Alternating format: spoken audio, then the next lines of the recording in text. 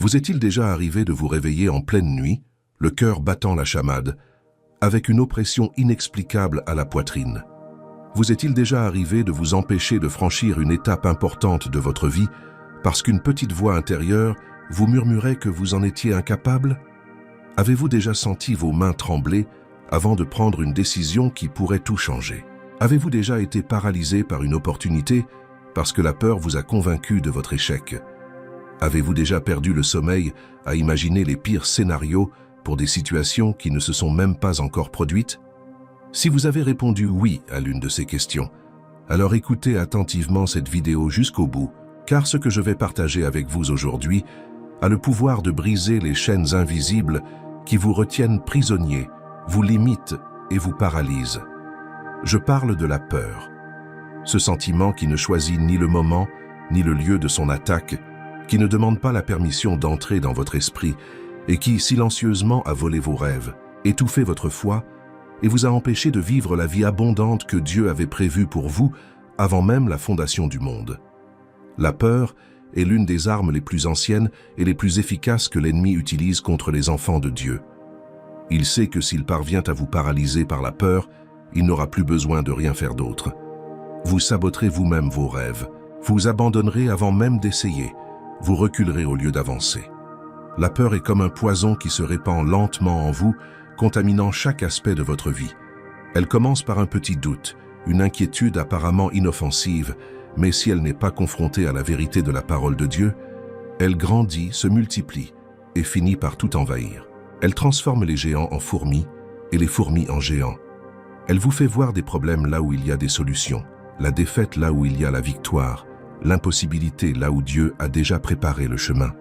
La peur déforme votre perception de la réalité, vous faisant tout voir à travers le prisme obscur du pessimisme et du désespoir. Pensez à toutes ces décisions que vous n'avez pas prises par peur, à toutes ces relations que vous n'avez pas entamées par crainte d'être rejeté, à tous ces emplois auxquels vous n'avez pas postulé par peur de ne pas être assez qualifié, à tous ces engagements que vous n'avez pas pris par peur de l'échec, à tous ces échanges importants que vous avez évités par peur du conflit.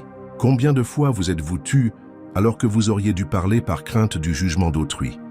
La peur a été un voleur silencieux dans votre vie, vous privant d'opportunités et d'expériences, du meilleur que Dieu a en réserve pour vous. Et le pire, c'est que bien souvent nous n'en avons même pas conscience. Nous rationalisons, nous justifions, nous trouvons des excuses logiques à nos choix, mais au fond c'est la peur qui nous gouverne. Mais j'ai une nouvelle qui va complètement changer votre vision de la peur. Vous n'êtes pas obligé de vivre ainsi. Vous n'avez pas été créé pour être prisonnier de vos angoisses, de vos insécurités, de vos peurs. Dieu ne vous a pas appelé à une vie de paralysie et de médiocrité. Il vous a appelé à une vie d'audace, de conquête et de victoire. Et aujourd'hui, je ne suis pas là pour vous offrir une motivation éphémère, ces belles paroles qui ne durent que jusqu'à ce que vous fermiez cette vidéo et retourniez à la réalité. Non. Aujourd'hui, nous allons explorer la parole vivante et efficace de Dieu, les promesses qu'il vous a faites, et vous repartirez d'ici armés d'armes spirituelles puissantes en Dieu pour démolir les forteresses de la peur qui vous ont emprisonné. Ce ne sont pas des techniques de développement personnel, ce ne sont pas des philosophies vides, ce sont des vérités éternelles, scellées dans le sang de Jésus, garanties par le caractère même de Dieu qui ne peut mentir. Avant de poursuivre, il est essentiel que vous compreniez un point fondamental, quelque chose qui transformera radicalement votre rapport à la peur. Écoutez attentivement ceci, car il s'agit d'une vérité libératrice qui métamorphosera votre perspective. La peur ne vient pas de Dieu.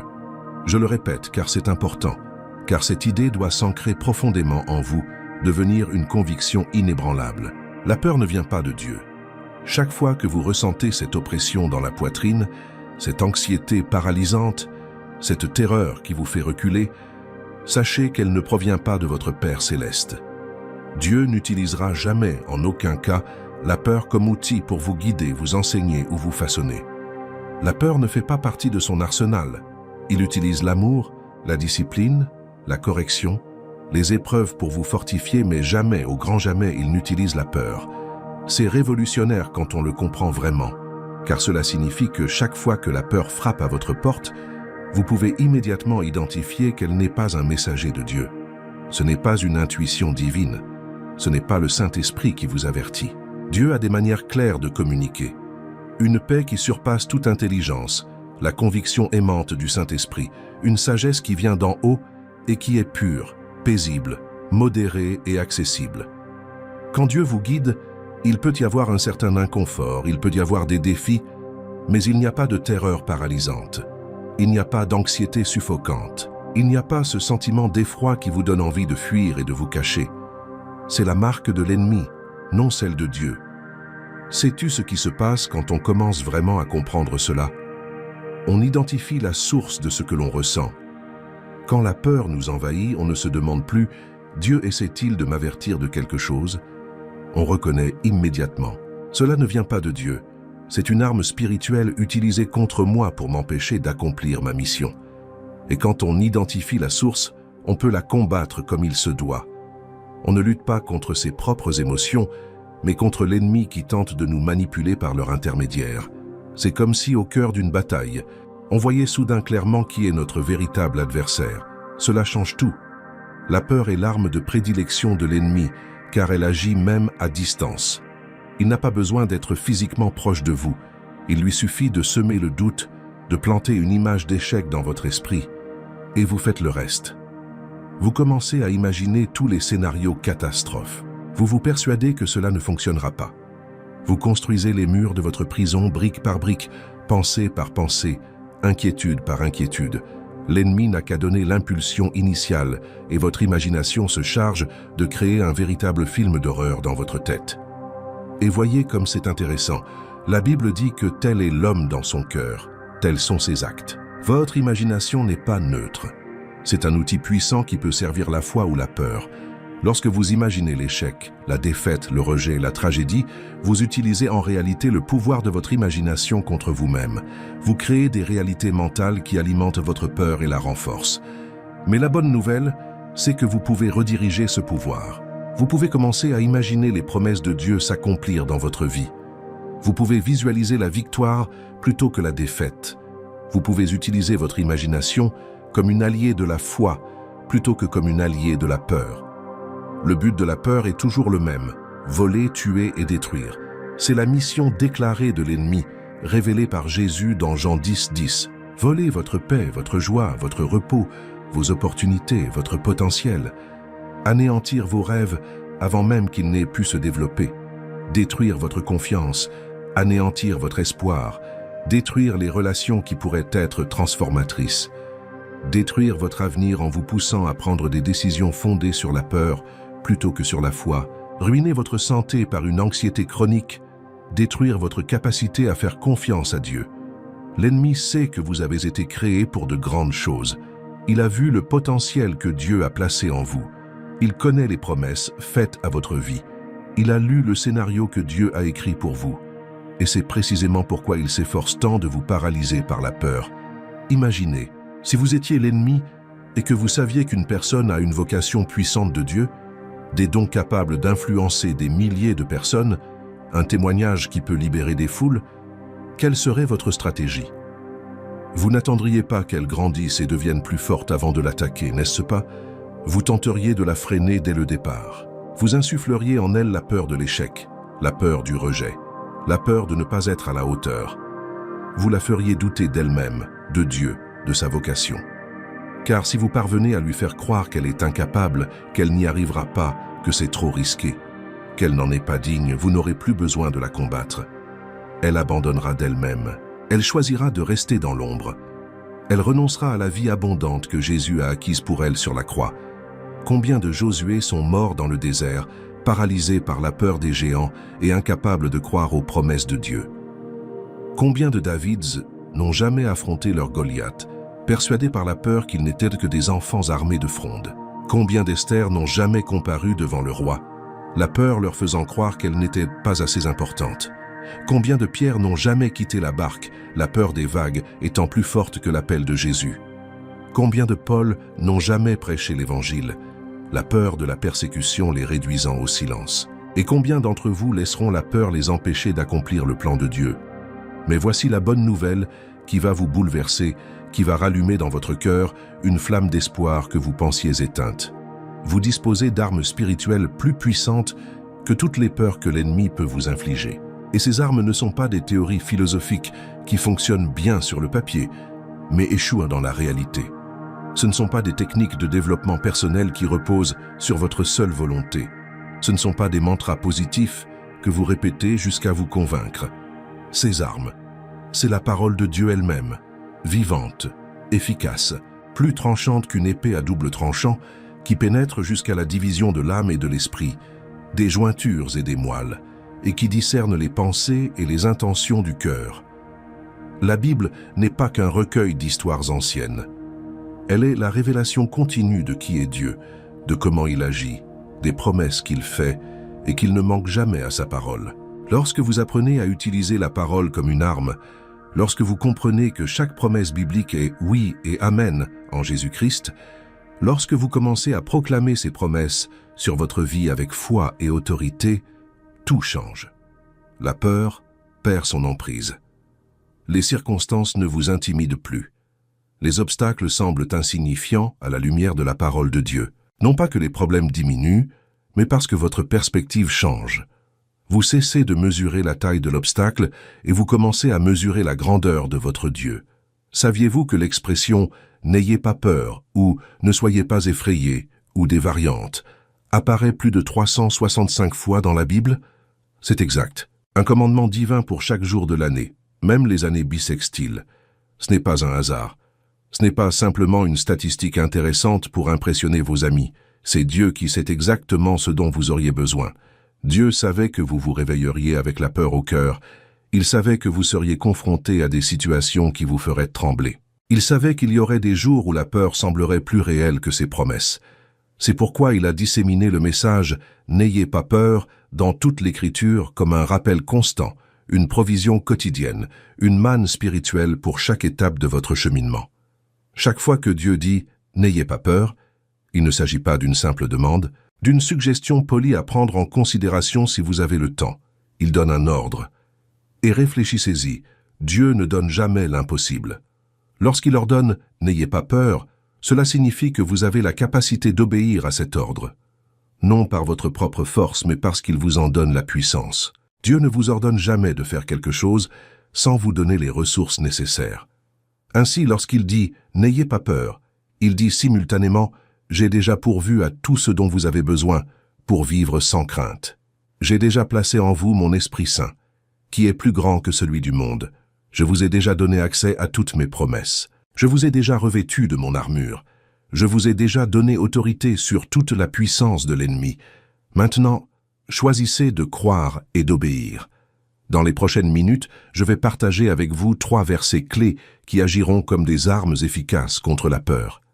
Ces versets ne sont pas choisis au hasard. Ce ne sont pas de simples textes décoratifs. Ce sont des vérités stratégiques qui, une fois profondément comprises et correctement appliquées, ont le pouvoir de détruire tous les bastions de la peur dans votre vie. Chacun de ces versets attaque la peur sous un angle différent. Ensemble, ils forment une stratégie de combat spirituel complète contre cette arme de l'ennemi. Mais avant d'aborder ces versets et de les analyser, j'ai besoin que vous fassiez quelque chose avec moi maintenant. C'est très important pour votre cheminement vers la libération. Il ne s'agit pas d'une simple astuce pour susciter l'intérêt. Si vous regardez cette vidéo, sachez que votre présence ici n'est pas due au hasard. Ce n'est pas un algorithme qui vous y a conduit, c'est Dieu qui a orchestré ce moment. Il savait que vous aviez besoin d'entendre précisément ces vérités aujourd'hui. Et je vous invite à faire une déclaration de foi publique dès maintenant. Allez dans les commentaires et écrivez « Je ne vivrai plus dans la peur. À partir d'aujourd'hui, je choisis de croire aux promesses de Dieu. » Écrivez cela maintenant avant de continuer à regarder. Pourquoi est-ce si important? Parce qu'il ne s'agit pas de superstition, ni de rituel magique, ni simplement d'augmenter le nombre de commentaires. Il s'agit d'affirmer publiquement sa foi. Il s'agit de déclarer la guerre à la peur. Il s'agit d'activer sa foi par une confession publique. La Bible dit dans Romains 10 que c'est en croyant de tout son cœur qu'on est justifié, et c'est en confessant de sa bouche qu'on est sauvé. La confession a du pouvoir. Il y a du pouvoir à rendre sa foi publique. Lorsque vous déclarez quelque chose à haute voix, cela a des répercussions dans le monde spirituel. Les démons entendent, les anges entendent, et vous-même, vous entendez. Votre foi est fortifiée lorsque vous entendez votre voix proclamer la vérité. Alors n'hésitez pas, écrivez dans les commentaires et profitez-en pour aimer cette vidéo et vous abonner à la chaîne, car le contenu qui suivra dans quelques minutes transformera votre façon d'affronter vos combats. Et vous voudrez accéder à davantage de contenu de ce genre. Passons maintenant aux choses sérieuses. Préparez votre cœur, car ce que je vais partager a le pouvoir de changer votre vie. La première arme que je souhaite vous transmettre aujourd'hui se trouve dans la première épître de Jean, chapitre 4, verset 18. Il n'y a pas de crainte dans l'amour. Au contraire, l'amour parfait bannit la crainte.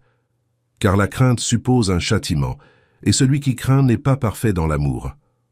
Lorsque j'ai lu ce verset pour la première fois en le comprenant vraiment, sans me contenter de le survoler, mais en saisissant pleinement le message de Jean, j'ai été profondément marqué. Permettez-moi de vous le traduire d'une manière qui restera gravée dans votre mémoire et que vous n'oublierez jamais. La peur et l'amour de Dieu ne peuvent coexister. C'est spirituellement impossible. C'est comme la lumière et les ténèbres. Quand la lumière entre dans une pièce, les ténèbres s'en vont d'elles-mêmes. Il n'y a pas de compromis, pas de juste milieu. La présence de la lumière chasse naturellement les ténèbres. De même, lorsque l'amour parfait de Dieu remplit véritablement votre cœur, la peur ne trouve aucun appui. Elle est chassée, bannie.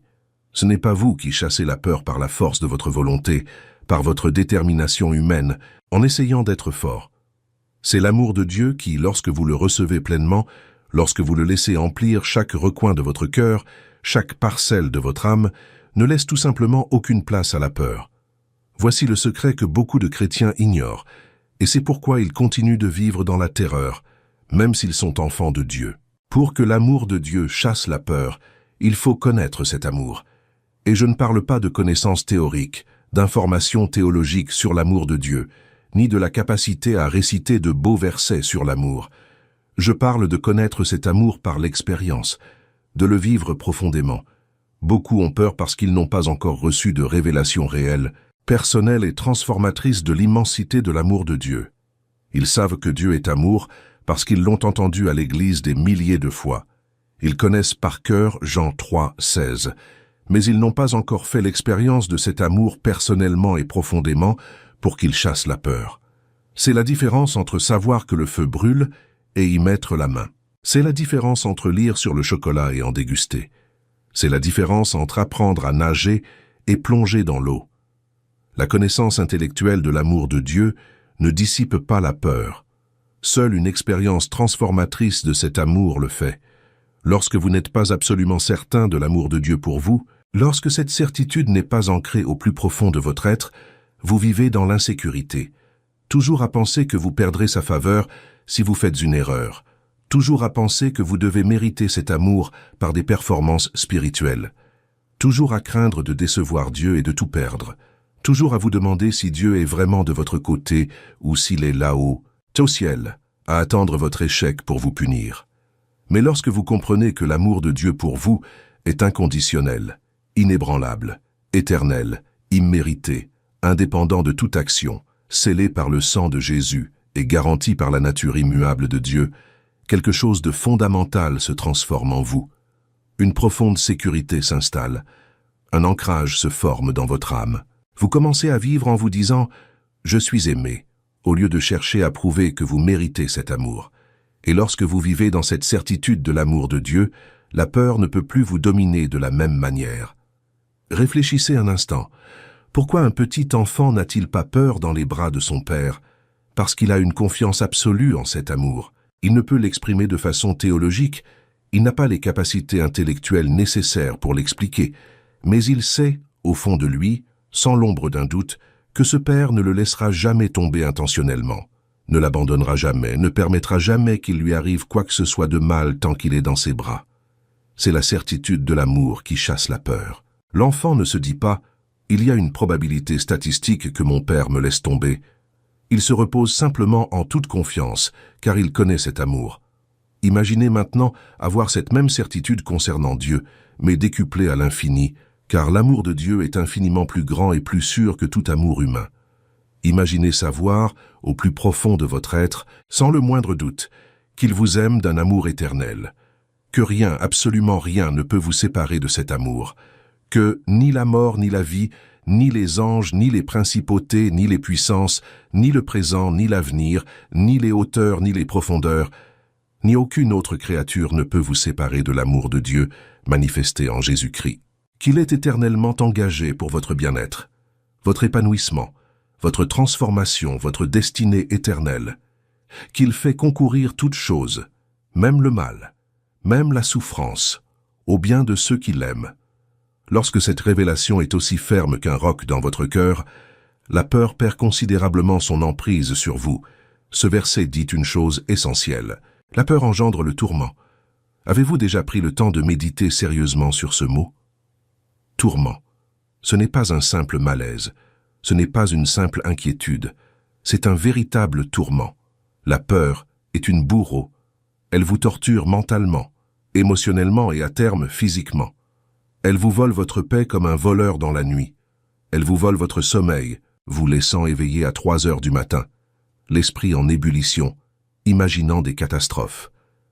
Elle vous vole votre joie, vous empêchant de profiter des bons moments car vous êtes constamment préoccupé par ce qui pourrait mal tourner. Elle vous empêche d'être pleinement présent car vous êtes toujours tourné vers l'avenir, vivant mentalement des scénarios terribles qui ne se sont même pas encore produits. La peur est une tortionnaire silencieuse qui œuvre sans relâche, 24 heures sur 24, 7 jours sur 7, sans le moindre répit. Elle crée sans cesse des scénarios catastrophes dans votre esprit, amplifiant le moindre problème jusqu'à le transformer en catastrophe imminente, minimisant ou effaçant toute solution possible, vous forçant à revivre sans cesse le pire scénario avant même qu'il ne se produise. Et voici le piège cruel. Dans l'immense majorité des cas, ce scénario terrible que vous avez imaginé 1000 fois ne se réalise jamais. Mais vous avez déjà enduré toute cette souffrance par anticipation.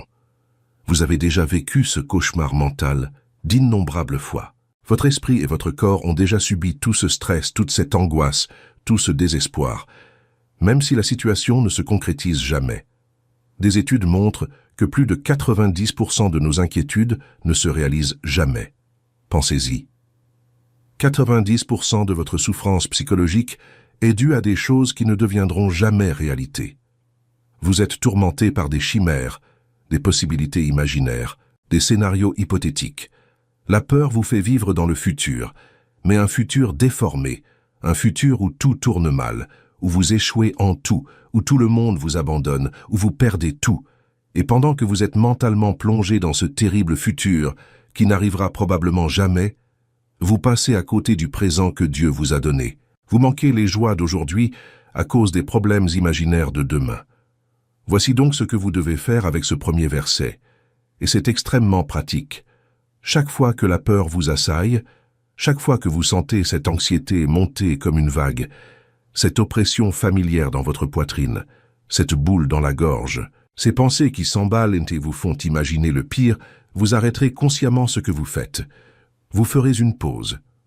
Vous respirerez.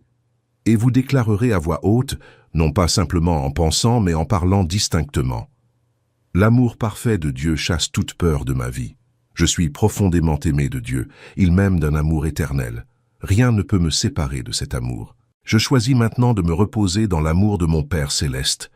Je permets à cet amour de remplir mon cœur et de chasser toute peur. Faites-le régulièrement. Ce n'est pas une formule magique qui fonctionne du premier coup. Il s'agit de renouveler votre esprit par la vérité de la parole, de ramener votre cœur à la réalité de l'amour de Dieu, de vous rappeler constamment et intentionnellement qui est Dieu et comment il vous voit. Car l'ennemi vous bombardera de mensonges sans cesse. Il vous murmurera que vous n'êtes pas aimé, que vous n'êtes pas assez bien, que Dieu est déçu, que vous serez abandonné. Et si vous ne combattez pas activement ces mensonges par la vérité, ils s'enracineront dans votre esprit.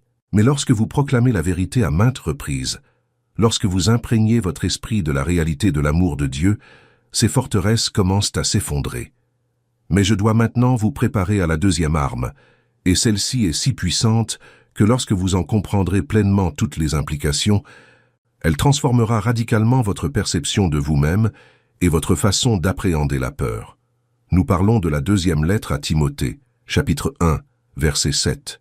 « Car Dieu ne nous a pas donné un esprit de timidité, mais un esprit de force, d'amour et de sagesse. » D'autres traductions proposent « Dieu ne nous a pas donné un esprit de timidité, mais un esprit de force, c'est d'amour et de maîtrise de soi. » Ce verset est une véritable bombe contre la peur lorsqu'on en saisit toutes les subtilités, toutes les dimensions, toutes les vérités que Paul y recèle. Nous allons le décortiquer minutieusement car chaque mot est une révélation explosive.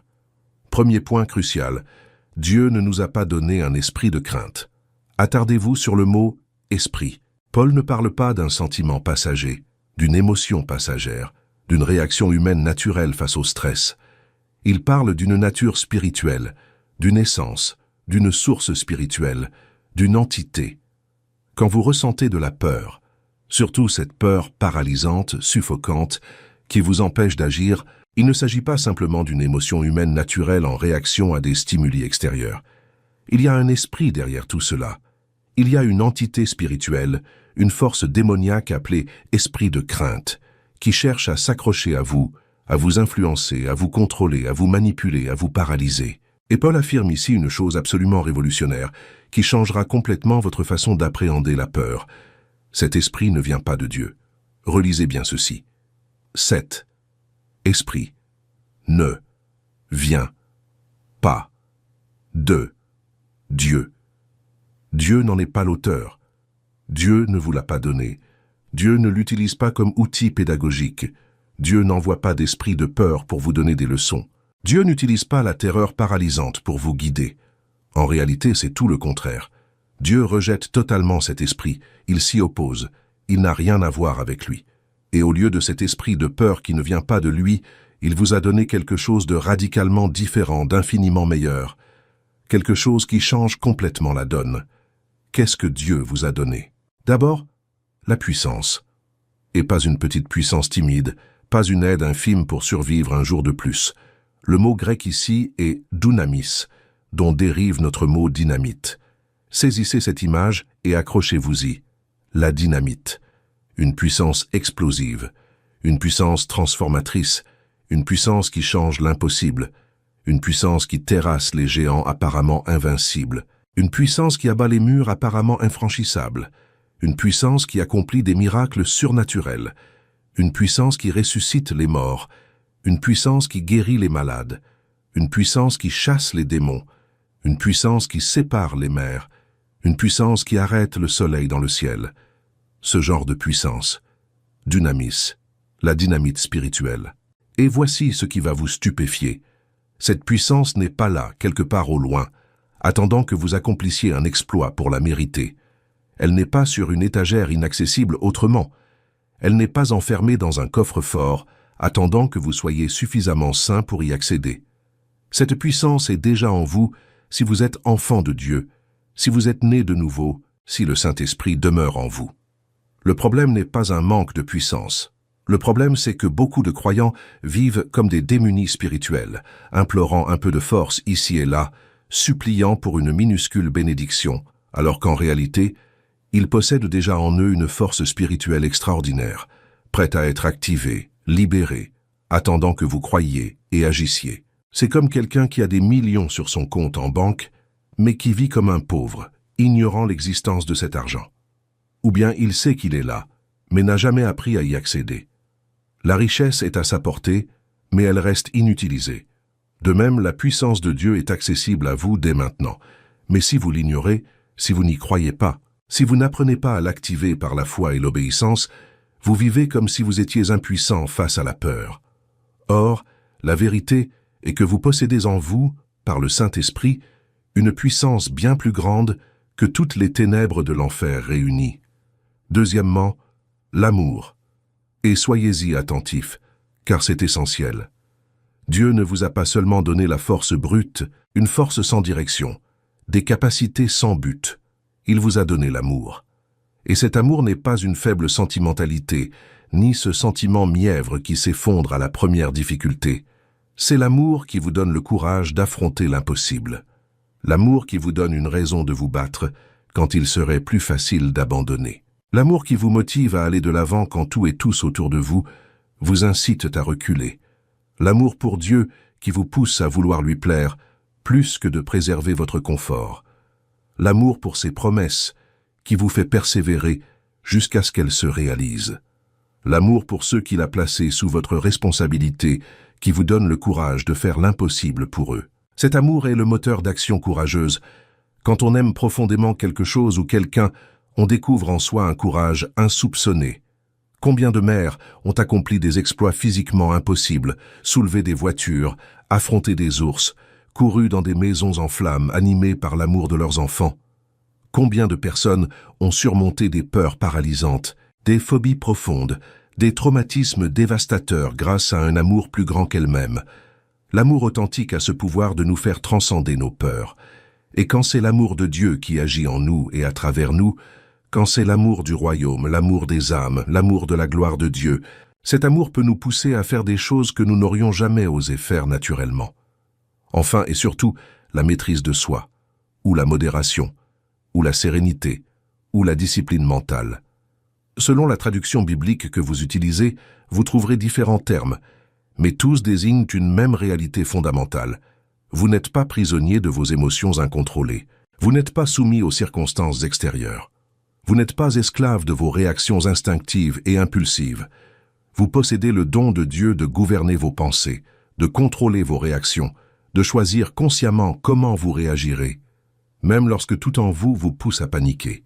La maîtrise de soi est la capacité surnaturelle de dire non à l'impulsion du désespoir et oui au choix conscient de faire confiance à Dieu. C'est la capacité de s'arrêter au cœur d'une crise et de réfléchir clairement au lieu de réagir impulsivement. C'est être capable de garder l'esprit sain, équilibré et concentré sur la vérité, même lorsque tout autour de soi est chaotique, bruyant et effrayant. C'est posséder cette paix de Dieu qui surpasse toute intelligence, qui protège son cœur et son esprit en Christ Jésus, même dans les situations les plus tumultueuses. Maintenant, laissez-moi vous expliquer tout cela, car une fois le tableau d'ensemble compris, tout change. Lorsque la peur tente de vous dominer, de vous contrôler, de vous paralyser, il est essentiel de comprendre que vous ne luttez pas simplement contre un sentiment désagréable. Vous n'êtes pas seulement confronté à vos propres insécurités ou inquiétudes naturelles. Vous êtes aux prises avec un esprit, une force spirituelle, une entité démoniaque qui ne vient pas de Dieu et qui par conséquent n'a aucune autorité légitime sur vous en tant qu'enfant de Dieu. Et en tant qu'enfant de Dieu, purifié par le sang de Jésus, scellé par le Saint-Esprit, vous avez l'autorité spirituelle de rejeter cet esprit et d'activer ce que Dieu vous a véritablement donné. Une puissance explosive, un amour inspirant et une maîtrise de soi qui vous fortifie. Cela change tout. Vous n'êtes plus une victime impuissante, mais un guerrier doté d'autorité. Vous ne restez plus là, tremblant, en larmes, impuissant face à la peur comme face à une force incontrôlable. Vous vous élevez, fort de l'autorité spirituelle qui vous revient de droit par le Christ, et vous déclarez avec conviction « Cet esprit de peur ne vient pas de Dieu, c'est pourquoi je le rejette catégoriquement au nom de Jésus. Je ne lui laisse aucune place dans ma vie, je ne l'accepte pas, je ne m'y soumets pas. Dieu m'a donné la force, l'amour et la maîtrise de soi, et c'est précisément ce que je choisis consciemment d'activer maintenant. Mais je sais exactement ce que vous pensez en ce moment. D'accord. Je comprends la théorie, la théologie est belle, mais comment l'appliquer concrètement?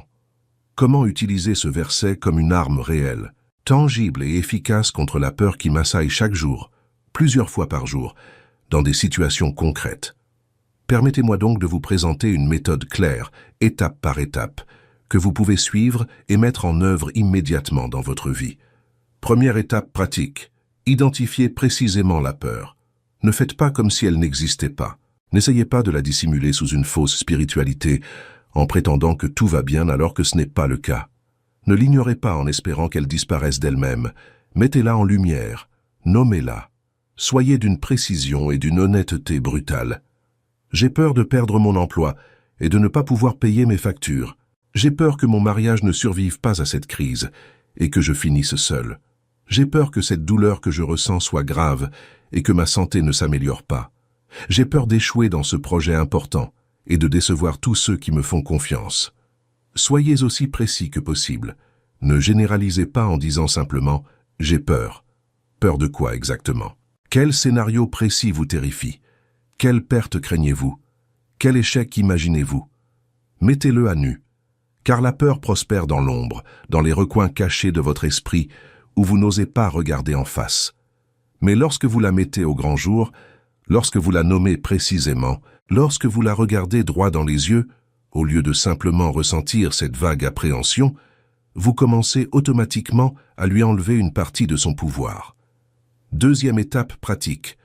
Rejetez verbalement, à haute voix, l'esprit de peur. Ne vous contentez pas de le penser. Ne vous contentez pas de le ressentir dans votre cœur. Dites-le à voix haute. Ouvrez la bouche et déclarez. Je rejette totalement cet esprit de peur au nom puissant de Jésus. Cette peur ne vient pas de Dieu. Cet esprit n'a aucune autorité sur ma vie. Je ne lui donnerai aucune place. Je ne le laisserai pas me gouverner, me contrôler, me paralyser. Je lui ordonne de quitter ma vie maintenant au nom de Jésus. Votre voix possède une puissance spirituelle lorsqu'elle est utilisée avec foi. Lorsque vous déclarez quelque chose dans le domaine spirituel avec l'autorité qui vient du Christ, des choses se produisent que vous ne pouvez pas voir de vos yeux. Vous ne cherchez pas simplement à vous convaincre psychologiquement. Vous ne vous livrez pas à une thérapie par la pensée. Vous exercez une véritable autorité spirituelle. Vous prenez position en tant qu'ambassadeur du Christ. L'ennemi et ses démons ont besoin de vous entendre déclarer votre position, car ils ne peuvent pas lire dans vos pensées. Les anges de Dieu ont besoin de l'entendre pour agir en votre faveur. Et vous-même avez besoin d'entendre votre propre voix proclamer la vérité, car lorsque vous vous entendez la déclarer, votre foi est fortifiée de façon exponentielle. Troisième étape pratique. Proclamez activement les dons que Dieu vous a faits. Ne vous attardez pas sur le négatif en rejetant ce qui ne vient pas de Dieu. Après avoir rejeté ce qui ne vient pas de lui, affirmez avec force ce qui vient de Dieu. Dieu m'a donné un esprit de force. J'ai la dynamis en moi par le Saint-Esprit. J'ai une force extraordinaire pour affronter cette situation. J'ai la capacité surnaturelle d'accomplir ce qui doit être fait. Dieu m'a donné un esprit d'amour. Je suis motivé par l'amour de Dieu qui coule en moi et par l'amour que je porte aux personnes qui le NU 200B Ju 200B m'a confié. Cet amour me donne du courage. Dieu m'a donné un esprit de maîtrise de soi. Je ne suis pas dominé par la peur ni par des émotions incontrôlées. Je maîtrise mes pensées. Je peux penser clairement même sous pression. Je peux prendre des décisions sages même au milieu du chaos.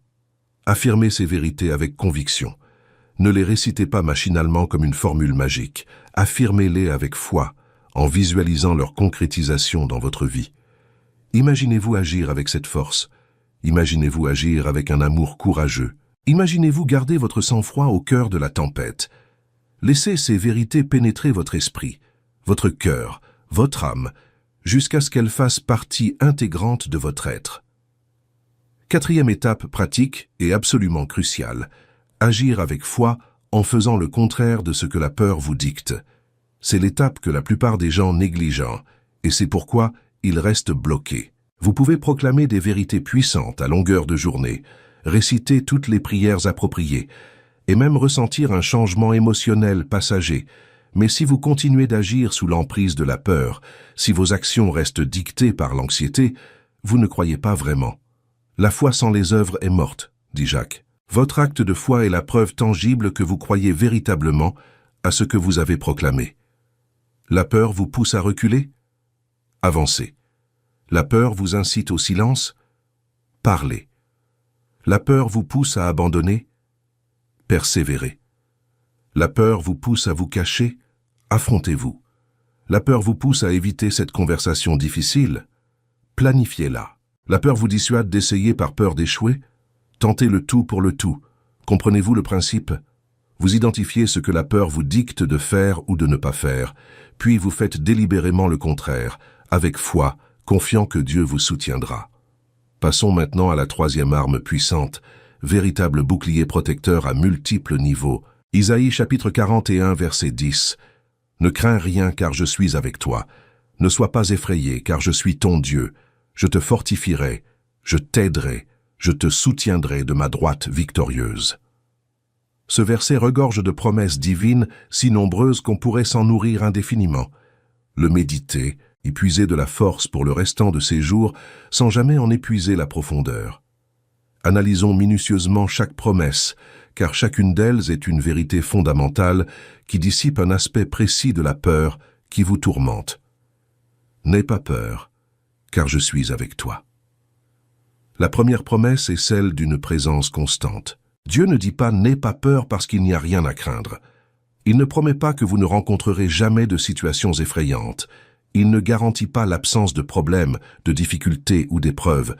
Il sait parfaitement que vous affronterez des tempêtes, traverserez des déserts et gravirez des montagnes impossibles.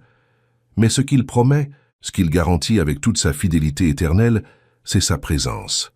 Sa présence dans les problèmes et non l'absence de problèmes. Et cette présence change absolument tout. Réfléchissez-y. Aussi effrayante, sombre et dangereuse que soit la vallée que vous traversez, si le Créateur de l'univers, le Tout-Puissant, celui qui a créé les mondes par sa parole, est avec vous, vous avez littéralement tout ce dont vous avez besoin. La présence de Dieu n'est pas qu'un réconfort émotionnel. Elle est une force agissante, une protection invincible, une sagesse infaillible et une source inépuisable de bienfaits. Elle est tout.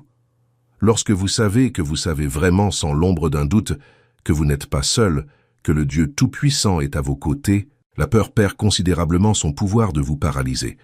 C'est comme un petit enfant tremblant de peur dans le noir de sa chambre. Mais quand le père entre, allume la lumière, s'assoit sur le lit à côté de lui, la peur disparaît instantanément. Non pas parce que l'obscurité a forcément disparu, non pas parce que les monstres qu'il imaginait n'existent plus, mais parce que le Père est là. La présence du Père apporte une sécurité absolue. Si papa est là, tout va bien. Multipliez cela à l'infini et vous obtenez la présence de Dieu. N'aie pas peur, car je suis ton Dieu. La seconde promesse est une alliance personnelle. Il n'est pas un Dieu distant, assis sur un trône céleste, détaché de vos affaires terrestres. Il n'est pas le Dieu universel de toute l'humanité. Il est votre Dieu, personnellement, concrètement, individuellement. Vous lui appartenez par une alliance de sang en Christ. Il a pris pleinement et entièrement la responsabilité de vous. Il a signé une alliance éternelle avec vous. Vous êtes son bien, acquis au prix de son précieux sang. Tout ce qu'il est, il l'est pour vous. Méditez là-dessus. Tout ce que Dieu est, il l'est pour vous, et non contre vous. Toute sa puissance infinie est à votre disposition, œuvrant pour votre bien. Toute sa sagesse sans bornes est mise à profit dans votre situation. Toute sa fidélité inébranlable assure votre avenir. Toute sa miséricorde inépuisable couvre vos échecs. Lorsque vous êtes lié à Dieu par le sang du Christ, vous avez des droits légitimes dans le domaine spirituel. Vous ne demandez pas de faveur comme un mendiant plein d'espoir. Vous activez les promesses de l'alliance en tant qu'héritier légitime. Et Dieu ne rompt pas ses alliances. Il ne vous abandonne pas lorsque vous échouez. Il ne vous délaisse pas lorsque vous êtes faible. Il ne retire pas sa présence lorsque vous le décevez. L'alliance ne repose pas sur votre perfection, mais sur la perfection de Jésus pour vous. Ainsi, vous lui appartenez et il vous appartient pour l'éternité, de façon inébranlable et irrévocable. Je te fortifierai. La troisième promesse est un soutien divin constant. Tu n'as pas besoin d'être fort par toi-même. Tu n'as pas besoin d'être courageux de nature. Tu n'as pas besoin d'être assez fort pour affronter seul l'avenir. Dieu promet d'être ta force. Quand tu es épuisé, quand tu as l'impression de ne plus pouvoir faire un pas, quand tes forces t'ont complètement abandonné, il te fortifie. Quand tu es faible, alors il est fort en toi. Ta faiblesse devient une occasion pour sa puissance de se manifester. Il ne s'agit pas d'un regain de force ponctuel, ni d'une simple bouffée d'encouragement éphémère. C'est un soutien continu, constant et inépuisable. Chaque jour où vous en avez besoin, il est là pour vous fortifier. À chaque instant difficile, il renouvelle vos forces. À chaque moment de faiblesse, il déverse une force nouvelle. Jamais, en aucune circonstance, vous ne serez confronté à une situation pour laquelle Dieu n'a pas préparé une force plus que suffisante. Il ne vous conduit pas là où sa grâce ne peut vous soutenir. Je t'aiderai. La quatrième promesse est l'assistance divine active. Dieu ne se contente pas de vous observer de loin, spectateur passif. vous encourageant tandis que vous luttez seul. Il n'est pas le Dieu déiste qui a créé le monde, puis s'est retiré pour l'observer. Il vous aide activement, avec détermination et intention. Il intervient dans votre vie. Il ouvre des portes que nul ne peut fermer. Il fait taire les forces du mal. Il change le cœur des rois et des autorités. Il déplace des montagnes. Il orchestre les circonstances en votre faveur. Il envoie des anges vous protéger en toutes circonstances. Il vous fournit les ressources nécessaires au moment précis où vous en avez besoin. Il vous guide sur des chemins inconnus. Il vous délivre de dangers inattendus. L'aide de Dieu n'est ni théorique, ni abstraite, ni un simple beau concept à prêcher le dimanche. Elle est pratique, réelle, tangible, concrète. Repensez un instant à votre propre vie. Combien de fois avez-vous clairement constaté, avec le recul, l'action de Dieu, même sans vous en rendre compte sur le moment? Combien de portes a-t-il ouvertes alors qu'elles semblaient fermées à clé? Combien de provisions a-t-il envoyées de sources inattendues? De combien de dangers vous a-t-il délivré, dangers que vous n'avez découverts que plus tard? Il était là, à l'œuvre, vous aidant, même lorsque vous ne le voyiez pas. Il a toujours été là, et il demeure éternellement engagé à vous aider activement. Je te soutiendrai de ma main droite victorieuse. La 5e promesse est un soutien inébranlable. Tu ne tomberas pas. Même lorsque tout s'écroule autour de toi, même lorsque le sol semble se dérober sous tes pieds, même lorsque tu crains de tout perdre, Dieu te soutient. Il te tient fermement, et pas d'une main faible. C'est de sa main droite, la main droite qui symbolise la puissance suprême et l'honneur absolu. Et c'est précisément la main droite de sa justice. Ceci est crucial et libérera tant de personnes. Vous n'êtes pas soutenu par votre propre justice, votre propre perfection, votre propre mérite. Vous êtes soutenu par la justice du Christ qui vous a été imputée, qui vous a été donnée gratuitement. Cela signifie profondément que même lorsque vous échouez lamentablement, même lorsque vous trébuchez et tombez, même lorsque vous n'êtes pas au meilleur de vous-même, même lorsque vous décevez vous-même et les autres, Dieu continue de vous soutenir, car le fondement de votre soutien n'est pas votre performance imparfaite, mais sa justice parfaite appliquée à vous. Tu ne peux lâcher la main de Dieu, même si tu essaies, car ce n'est pas toi qui le tiens, c'est lui qui te tient. Et sa force est infiniment supérieure à ta faiblesse. Sa fidélité est infiniment supérieure à ton infidélité. Son engagement envers toi est infiniment supérieur à ton engagement imparfait envers lui. Voici comment transformer concrètement ce verset puissant en une arme quotidienne contre la peur spécifique à laquelle vous êtes confronté. Mémorisez chaque promesse individuellement jusqu'à ce qu'elle soit gravée dans votre cœur. Écrivez-les sur des fiches et placez-les à des endroits stratégiques où vous les verrez plusieurs fois par jour. Ainsi, lorsque cette peur spécifique vous envahit, au lieu de paniquer instinctivement et de vous laisser submerger par l'anxiété, commencez consciemment et intentionnellement à proclamer la promesse spécifique qui neutralise cette peur.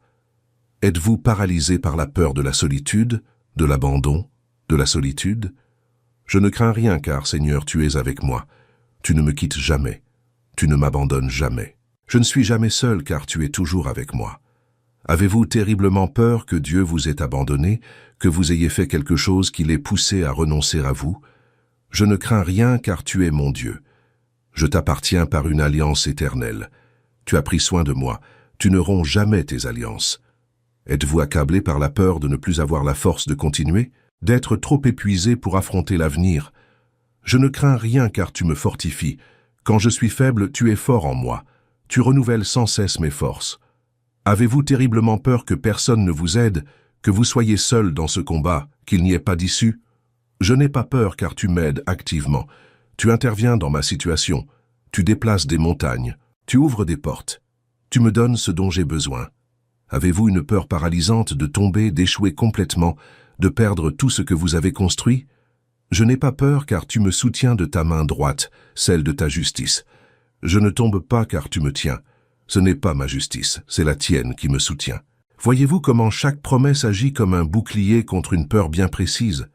Ce ne sont pas des promesses vagues et génériques, mais des promesses ciblées qui s'attaquent à la racine même de vos peurs les plus profondes et les plus dévastatrices. Et lorsque vous commencez à utiliser ces promesses comme un bouclier contre des peurs spécifiques, quelque chose d'absolument surnaturel se produit dans votre vie. Votre perspective fondamentale change. Vous cessez complètement de vous focaliser de manière obsessionnelle sur l'ampleur colossale du problème et vous commencez à vous concentrer sur la fidélité infinie de Dieu.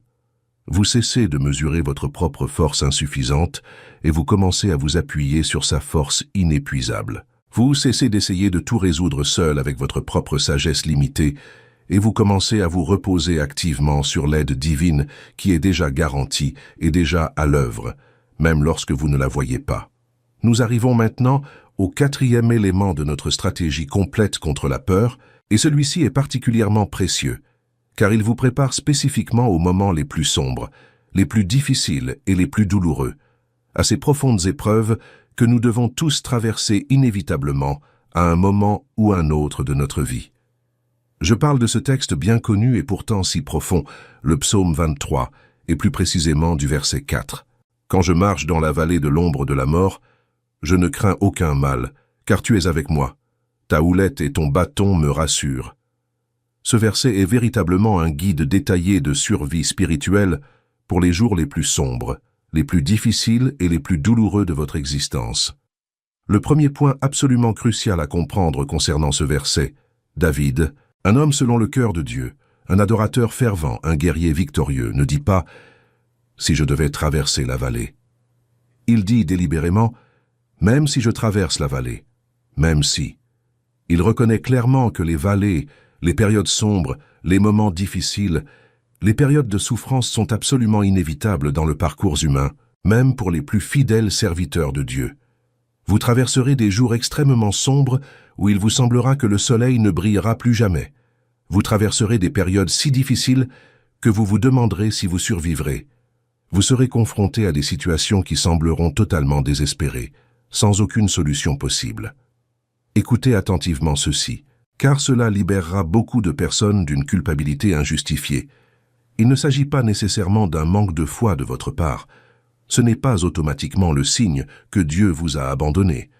Ce n'est pas toujours la conséquence directe du péché ou de la désobéissance. Cela fait simplement partie du cheminement humain dans ce monde déchu. Jésus lui-même, qui n'a jamais péché, qui a vécu en parfaite communion avec le Père, a dit explicitement « Dans le monde, vous aurez des tribulations ». Il n'a pas dit « peut-être »,« éventuellement » ou « si vous n'avez pas assez de foi ». Il a dit catégoriquement « vous en aurez ». C'est certain. Mais vient ensuite la seconde partie de cette promesse qui change tout. « Mais courage, j'ai vaincu le monde ». Voici une autre vérité libératrice qu'il est essentiel d'intégrer. La vallée n'est qu'un lieu de passage, non une destination définitive. On traverse la vallée. On n'y vit pas éternellement. On n'y construit pas de maison. On n'y établit pas de résidence fixe. On la traverse. Elle est par nature éphémère. Elle a un début et une fin inévitables. On n'y restera pas indéfiniment, même si, sur le moment, on a cette impression. Et considérez cette vallée si sombre dont parle David, la vallée de l'ombre de la mort. Ce n'est pas une simple vallée légèrement inconfortable, ce n'est pas une petite colline, ce n'est pas une difficulté modérée. C'est la vallée la plus terrifiante qui soit. C'est cet endroit où tout semble perdu à jamais, où l'espoir semble mort et enterré, où l'on a vraiment l'impression de ne pas survivre, de ne pas s'en sortir vivant. Peut-être s'agit-il d'un diagnostic médical absolument dévastateur qui a tout changé en un instant. Peut-être s'agit-il de la perte déchirante d'un être cher, sans lequel la vie est impossible.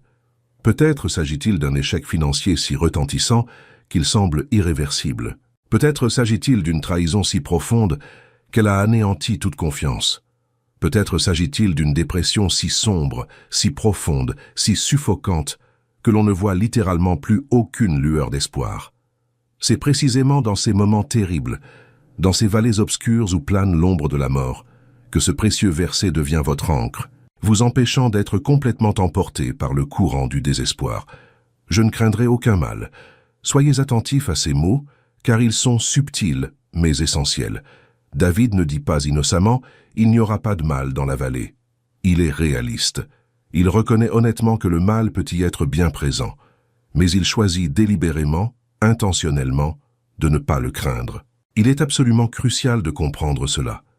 Vous pouvez vous trouver dans la vallée la plus sombre qui soit, et pourtant faire le choix conscient de ne pas laisser la peur prendre le dessus sur vous, sur vos décisions, sur vos actions, sur votre foi.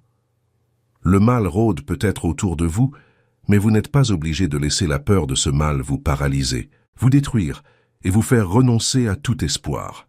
Il existe une différence fondamentale et immense entre se trouver dans une situation objectivement difficile et être complètement submergé par la peur dévastatrice qu'elle engendre. David dit en substance « Oui, je reconnais sincèrement que je me trouve dans la vallée la plus effrayante qui soit. Oui, il fait extrêmement sombre et terrifiant ici, mais je prends la décision par la foi de ne pas laisser la peur me dominer, me contrôler et me détruire. Pourquoi diable fait-il un choix aussi radical et contre-intuitif au milieu de tant de terreur? Parce que tu es avec moi. On en revient toujours à cela, la présence divine.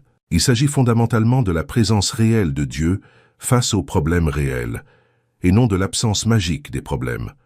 Il ne s'agit pas de Dieu qui vous sort instantanément de la vallée obscure. Il s'agit de Dieu qui est avec vous dans cette vallée obscure, qui vous soutient, qui vous guide vers l'autre rive. La présence de Dieu dans la vallée la plus sombre change radicalement la nature même de cette vallée. Vous n'êtes absolument pas seul face à cela. Le berger est personnellement avec ses brebis. Le père est intimement avec son fils. Le commandant est stratégiquement avec le soldat en première ligne. Quand on sait profondément, inébranlablement, que Dieu est avec nous, la vallée reste objectivement effrayante et douloureuse, mais on a la certitude absolue qu'on finira par en sortir. Car si Dieu Tout-Puissant est avec nous, qui ou quoi pourra vraiment être contre nous à la fin? Si Dieu est personnellement présent à nos côtés dans la vallée, aussi profonde soit-elle, il nous guidera inévitablement hors d'elle au moment qu'il aura choisi. Et puis vient cette image si belle et réconfortante, « Ta houlette et ton bâton me réconfortent ». Savez-vous précisément ce qu'un berger faisait concrètement avec sa houlette et son bâton? La houlette servait notamment à défendre les brebis vulnérables contre les prédateurs dangereux.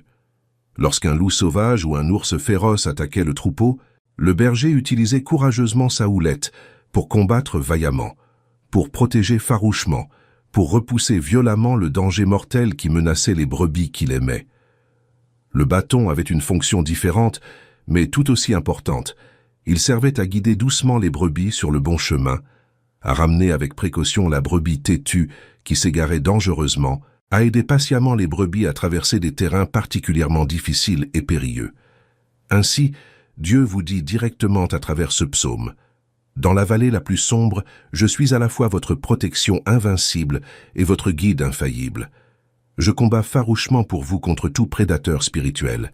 Je vous guide avec soin lorsque le chemin est incertain. Je ne permettrai à rien de vous détruire définitivement. Et lorsque vous êtes complètement perdu et désorienté, je vous ramène avec amour sur le droit chemin. » Et voyez comme c'est intéressant et paradoxal. Ces outils du berger, cette houlette et ce bâton de direction réconfortent profondément David. Ce n'est pas l'absence totale de la vallée qui console. Ce n'est pas le fait d'être comme par magie éloigné de toute difficulté qui apporte la paix. C'est la présence tangible des instruments protecteurs de Dieu au cœur de la vallée qui réconforte profondément. C'est savoir avec certitude que Dieu est pleinement équipé, totalement préparé, absolument capable de vous protéger et de vous guider même dans les endroits les plus sombres et les plus dangereux qui soient. Vous n'avez pas forcément besoin d'attendre d'avoir complètement quitté la vallée pour enfin trouver la paix. Vous pouvez faire l'expérience d'une paix surnaturelle au cœur de la vallée, en sachant avec confiance que le berger est là avec vous, muni de tout ce qu'il faut pour vous conduire en toute sécurité de l'autre côté. Voici donc une manière très concrète d'appliquer ce verset puissant lorsque vous traversez une période difficile. Tout d'abord, reconnaissez honnêtement et ouvertement que vous êtes dans cette épreuve. N'essayez pas de faire croire que tout va bien spirituellement alors que, objectivement, ce n'est pas le cas. Ne portez pas de masque religieux pour feindre une joie que vous ne ressentez pas.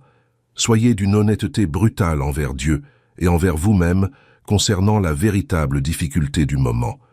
Dieu n'est pas offensé par votre honnêteté. Il préfère votre sincérité brute à votre hypocrisie religieuse. Deuxièmement, rappelez-vous consciemment que cette vallée est temporaire et non une destination permanente. Vous n'y restez que de passage. Cette période douloureuse finira par passer. Le soleil brillera à nouveau. Troisièmement, choisissez activement et intentionnellement de ne pas laisser la peur vous dominer. Dites fermement à voix haute « Je reconnais que je traverse la vallée la plus sombre. Je ne prétendrai pas que je ne souffre pas. Mais je choisis consciemment de ne pas avoir peur.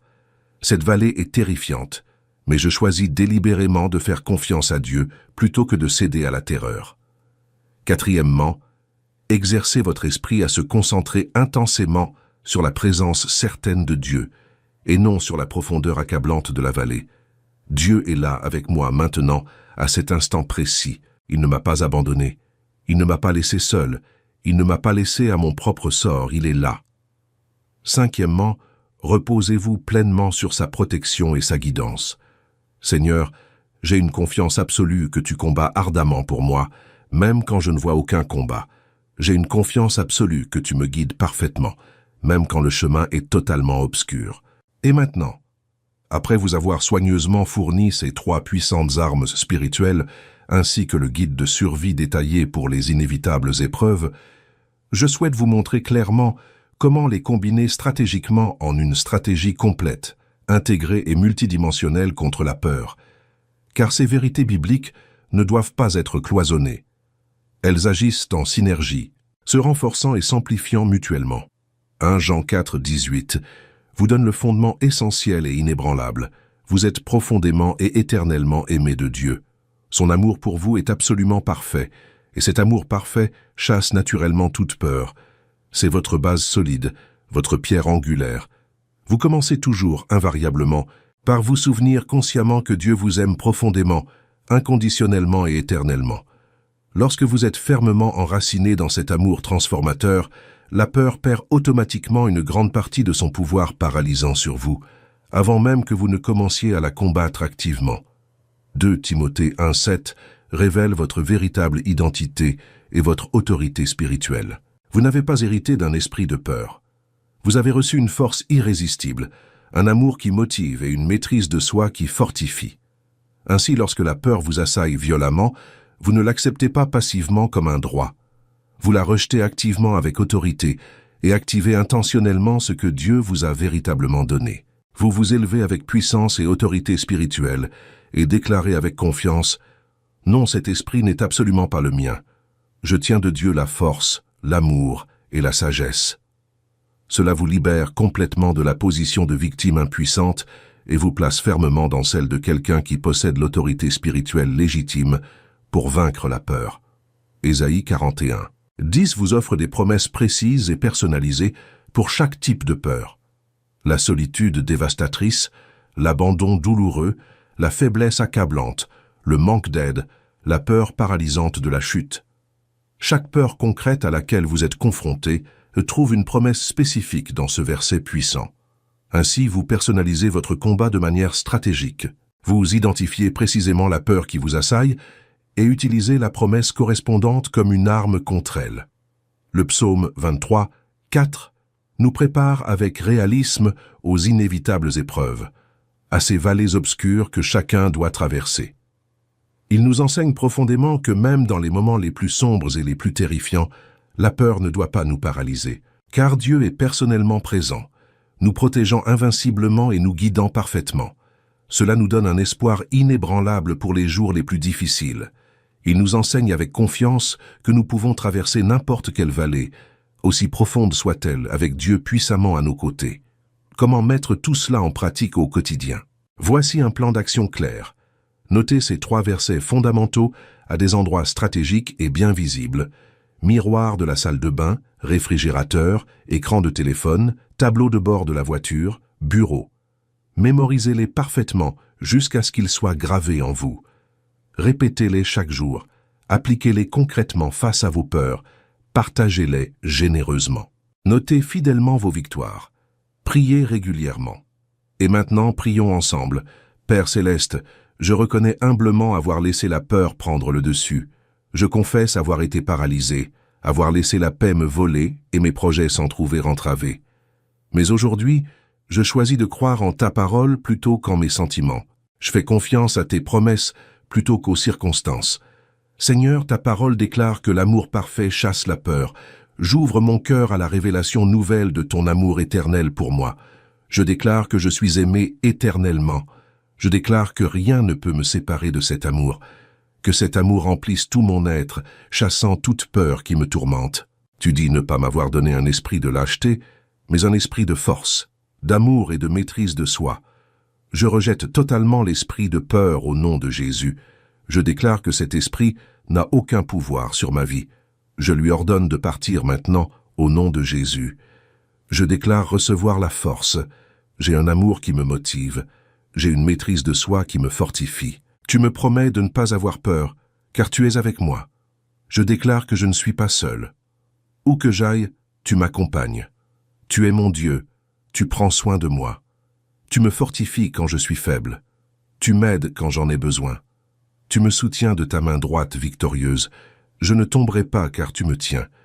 Même si je traverse la vallée de l'ombre de la mort, je ne craindrai aucun mal, car tu es avec moi. Ta houlette me protège. Ton bâton me guide. Je me repose en ta protection. Je me fie à ta direction.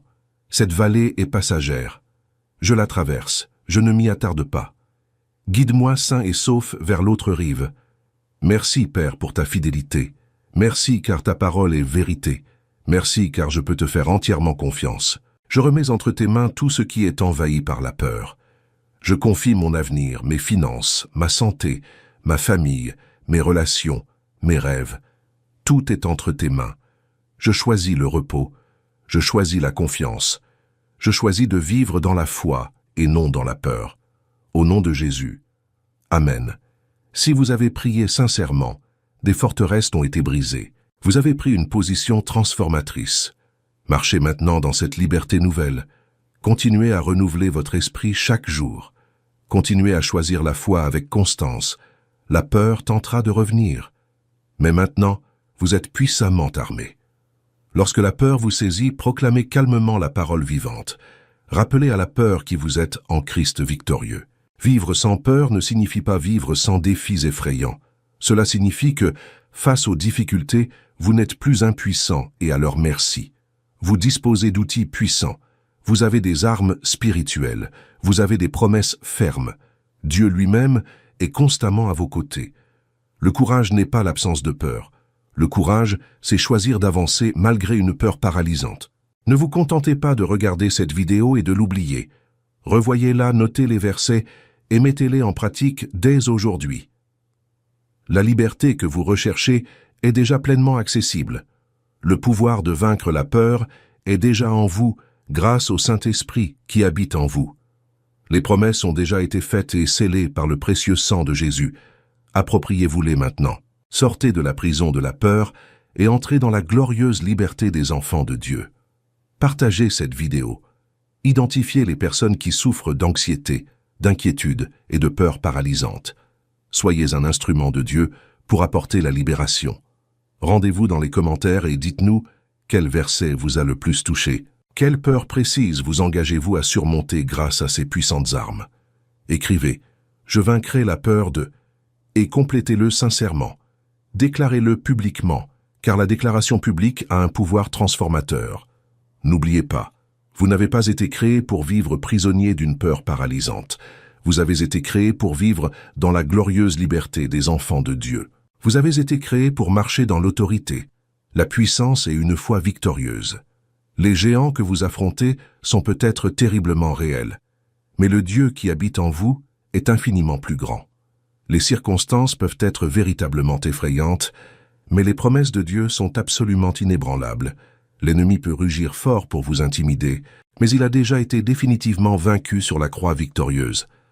La même résurrection qui a puissamment ressuscité Jésus d'entre les morts agit en vous maintenant. Levez-vous avec courage. Libérez-vous de la peur paralysante. Proclamez la parole vivante de Dieu. Activez votre foi transformatrice. Saisissez les promesses garanties. Marchez avec autorité légitime. Vivez la vie abondante que Jésus a glorieusement acquise pour vous. La peur n'a plus d'emprise sur vous. À partir d'aujourd'hui, vous êtes véritablement libre, non par insuffisance de force, mais par la grâce infinie de Dieu. Non parce que vous êtes parfait, mais parce que vous servez le Dieu parfait, qui a solennellement promis de ne jamais vous quitter ni vous abandonner. Que l'amour parfait emplisse votre cœur, chassant toute peur. Que la force, l'amour et la maîtrise de soi s'épanouissent pleinement. Que les promesses soient un rempart contre toute angoisse dévastatrice. Puissiez-vous traverser chaque vallée avec confiance, sachant que le berger est toujours présent. Avancez dans une paix surnaturelle. Avancez avec une foi victorieuse. Avancez avec la certitude de la victoire. Partagez cette vidéo transformatrice. Laissez un j'aime encourageant. Abonnez-vous à la chaîne et activez les notifications pour ne manquer aucun contenu futur qui vous permettra de vivre pleinement ce que Dieu a préparé pour vous de toute éternité.